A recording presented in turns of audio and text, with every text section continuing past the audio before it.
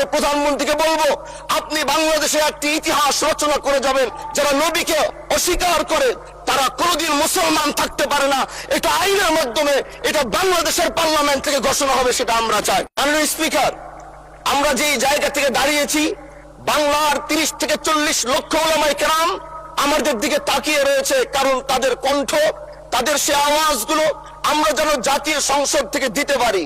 তার মধ্যে অন্যতম একটি হলো, মা কানা মুহাম্মাদুন আবা আহাদিম মির রিজালিকুম ওয়ালাকিন রাসূলুল্লাহি ওয়া খাতামান নাবিয়্যিন ওয়া কানা আল্লাহু বিকুল্লি শাইইন আলিমা। আপনি জানেন, নবীর পরে আল্লাহ নবী হচ্ছে আমার ইমানের অংশ, আমার ইমানের পার্ট। তিনাকে ভালোবাসা, তিনার উপর ইমান, এটা আমার ইমানের অংশ। তিনি আমার শেষ নবী, যেটা কোরআন ঘোষণা দিয়েছে। নবীও বলেছে আনা খাতামুন নাবিয়্যিন লা নাবিয়্যা বাদি, আমি শেষ নবী, আমার পরে কোনো নবী আসবে না। কিন্তু মাননীয় স্পিকার, দুঃখের সাথে বলতে হয়, বাংলাদেশের এরকম একটি পার্ট রয়েছে, যেই পার্টের এক অংশ মানুষ, তারা নবীকে অস্বীকার করে, তারা মুসলমান দাবি করে।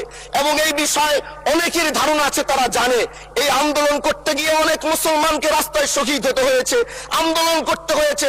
স্বাধীনতার পর থেকে আজও সে আন্দোলন চলছে, কিন্তু আজও পর্যন্ত সেটা পাইনি। আমি মাননীয় প্রধানমন্ত্রীকে বলবো, আপনি বাংলাদেশে একটি ইতিহাস রচনা করে যাবেন। আপনার মাধ্যমে যদি এটা স্বীকৃতি পায়, যারা নবীকে অস্বীকার করে তারা কোনোদিন মুসলমান থাকতে পারে না। এটা আইনের মাধ্যমে, এটা বাংলাদেশের পার্লামেন্ট থেকে ঘোষণা হবে, সেটা আমরা চাই।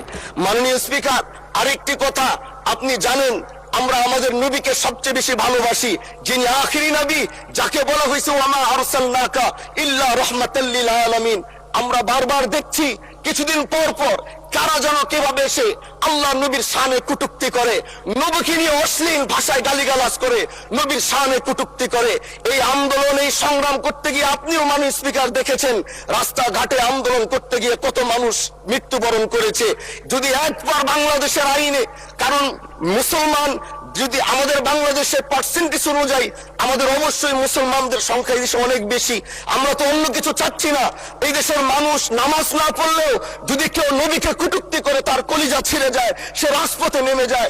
আমি বলবো, যারা নবীকে কটূক্তি করে, নবীর নামে গালিগালাজ করে, এদের মৃত্যুদণ্ড, এই আইনটাও যেন বাংলাদেশের এই সংসদ থেকে পাশ করা হয়। की बात कर रहा हूं आपको बोलते कि मैं सहाबाए किराम की जिसने गुस्ताखी की है, जिसने बेअदबी की है, हम उसको तस्लीम नहीं करते हैं। हमारा कायद तो मोहम्मद रसूलुल्लाह है। हम दुनिया में किसी को कायद नहीं मानते हैं। कायद अगर मानते हैं तो हम रसूलुल्लाह को मानते हैं, सहाबा को मानते हैं, अबू बकर सिद्दीक को मानते हैं, उमर फारूक को मानते हैं, हैदर कर्रार को मानते हैं, हसन हुसैन को मानते हैं, हम तमाम 12 इमाम को मानते हैं, हमारी महले सुन्नत को मानते हैं। हम किसी को नहीं मानते हैं। जो मेरे साहबा के शान में बोलेगा, हम उसकी जुबान को काट के रख देंगे। हमारी जाने मुस्तफा जाने रहमत पर कुर्बान है। याद रखिएगा, ये दीवाने, तुम कहते हो साहबा डरते थे, साहबा डरते थे। ना 1400 साल के बाद भी ये सीने पर गोली खाने के लिए रसूलुल्लाह के लिए मैं तैयार हूँ। जब 14 साल के बाद ये दीवाना तैयार है, तो मेरे मुस्तफा के सहाबा को तुम बुरा भला कहोगे? ना, मेरे प्यारे महबूब अलैहिस्सलाम से मोहब्बत करने वाले ऐसे नहीं थे। उन्होंने अपनी जान का नजराना पेश किया। उन पर ये तोहमत मत बांधो, उनकी मोहब्बतों को, उनकी इज्जत को, उनकी अजमत को मत जाया करो। अगर तुम्हारे पास इल्म नहीं है तो आओ हमसे सीखो, आओ उलमा के पास जाओ, उनसे पूछ लो। कहीं से कोई टुकड़ा सुन के, पढ़ के उसको आगे मत बयान करो।